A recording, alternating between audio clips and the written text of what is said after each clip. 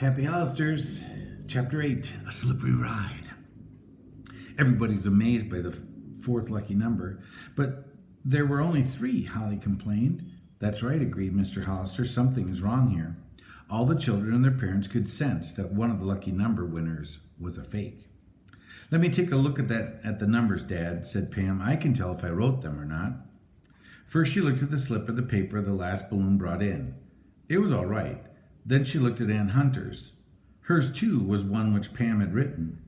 The first little boy was very excited. He began to cry. Mine's real honest it is, he whimpered. Pam looked at his slip. Yes, it was another that she had made out of the night before. All this while Joey Brill was edging toward the door. Pete spied him. Not so fast, Joey, he shouted. Let's read yours again. Joey might have gotten away, but the crowd held him back. Gingerly, he handed the slip to Pam. Dad, this isn't one of mine, she cried, looking intently at the paper. It isn't my writing. She turned to Joey. I'll bet you were the one who peeked in our window last night and saw what we were doing. When Joey heard this, his lower lip began to tremble. He looked at the floor, although no one said a word. They were sure he would try this way to get a prize. You're not playing fair, Pam cried. Joey was scared. With his eyes still down, he ran out of the store and dashed toward his home.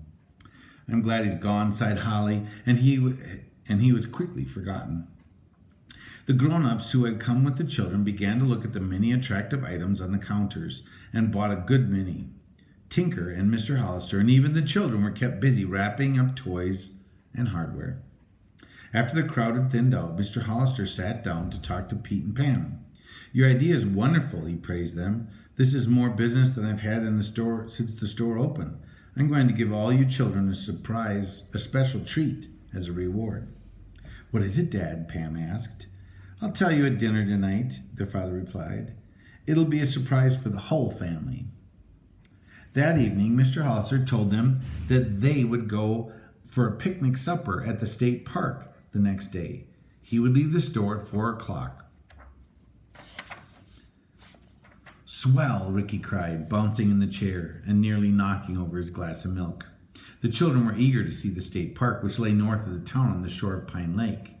No automobiles were allowed beyond the entrance to the park. There were many trails and bicycle paths which led to the Pine Grove, where there were fireplaces and picnic benches. Mr. Hollister said that just inside the entrance to the park was an amusement center. In it was a merry-go-round, a roller coaster, and other exciting rides. Can we go on some of the amusements? Sue asked. Any that you want, said Mr. Hollister, winking at his wife. The next afternoon, the girls helped their mother prepare the big picnic supper, which they had packed in a special basket. Dave Meade, who had come to see Pete, heard about the trip. Say, you weren't planning to take Zip, were you? He asked. Dogs aren't even allowed in the state park. Well, we'll leave Zip at home, Pete replied. Well, how about my keeping him at my house until tomorrow morning, Dave asked. Then he won't get lonesome. Since Dave and Zip had become good friends, Pete said, Sure, go ahead. Well, I have to go cut our lawn now, Dave said. See you tomorrow. Come on, Zip, old boy. By the time Mr. Hollister returned from work, his family was ready to leave. Tinker will close up the store at 6 o'clock, he told them, and then they just set off in the car to the state park. When they arrived at the park, the children ran up eagerly to the entrance. What would you like to do first? Their father asked. Ride the merry-go-round, Rick answered. The others agreed it would be a lot of fun to ride on the wooden animals with the gay music where the gay music played. Finally, the merry-go-round came to a stop. Mr. Hollister bought tickets, and the children hopped on. Ricky grabbed hold of a golden horse and was in the saddle in a jiffy. Holly, who was wearing her dungarees, which are like jeans, climbed onto the back of a giraffe.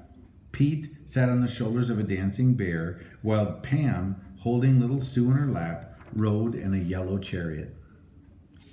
Are you going to ride with us? Holly asked her mother and father. Well, indeed we are, said Mrs. Hollister. She and her husband picked horses which were located side by side.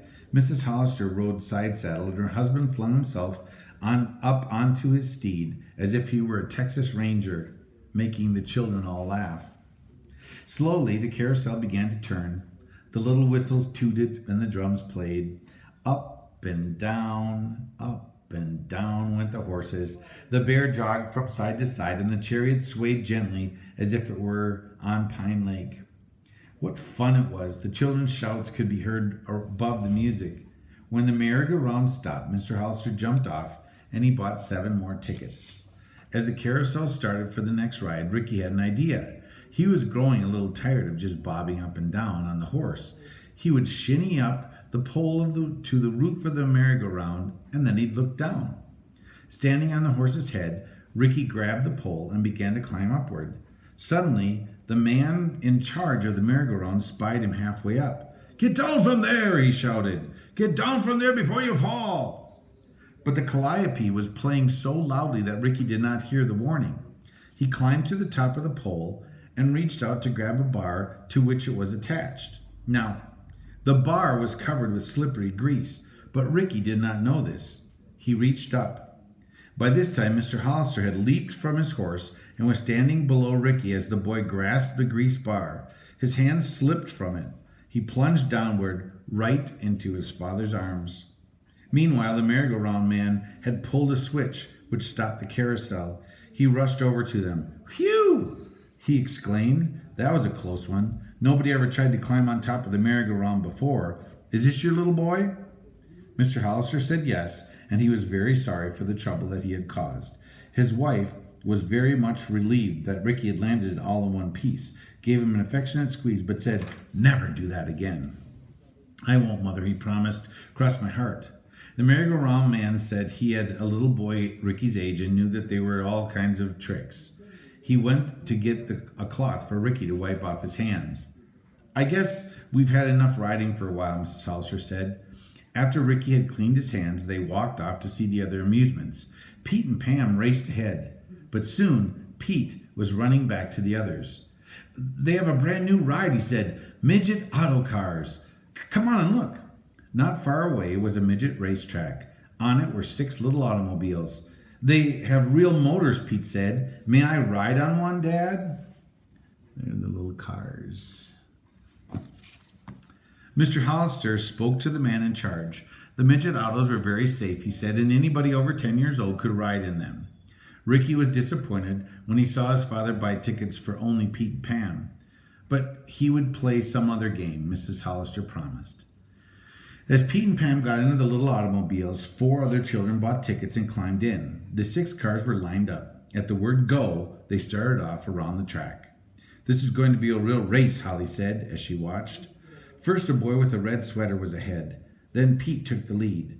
But Pam kept her car near the rail, and soon she was out in front of everybody. The little cars had just enough gasoline to go 6 laps around the track. The boy in the red sweater began to gain on Pam. One by one, the others dropped behind. Pete's car developed engine trouble and stopped on the 4th lap. "Come on, Pam, come on," her family yelled. "Win the race, Pam!" She could not hear this because the wind was making a rushing noise in her ears. Pam held steadily to her course and crossed the finish line first. A great cheer went up from all the onlookers. The children's next stop was at the rocket to the moon booth. It was Ricky's turn now. On the counter lay 6 tubes loaded with rockets, the size of clothespins. In the rear of the booth hung a lighted moon. Ricky's first and second rockets went above it. "Just like the cow that jumped over the moon," Sue laughed. Ricky took careful aim. Whiz! The next rocket went straight through the moon and received a prize. "Hooray!" cried Holly. "Good for you," Mr. Hollister said. "Now let's eat." Mrs. Hollister had a suggestion. "Let's rent bicycles and ride to the picnic spot." Mr. Hollister thought this would be a good idea. First, they walked back to the car to get their picnic basket. The bicycles were nearby, lined up in racks at the entrance to the park. Pam and Holly picked out the ones they wanted right away, and so did their mother. Ricky selected a small bicycle, and Mr. Hollister a big one with a wire basket fastened to the handlebar. He put Sue in that. Pete kept looking about for a bicycle suitable for himself. Suddenly he exclaimed, "Here's a bike just like the one I lost." "Say, that does look like it," said Holly. It has a scratch on the fender the same as yours did. Pete knew a way to find out for sure. Only last month, he had put a message in a secret hiding place on the bike. He had written it on paper and had wrapped the paper around the battery inside the bike's headlight. While the bicycle renting man looked on in surprise, Pete unscrewed the lens of the headlight. He reached in and drew out the battery. There was a paper wrapped around it. Pete opened the paper. On it was printed in ink, "This bike is property of Peter Hollister." Dun dun dun. So now they found one more of their things.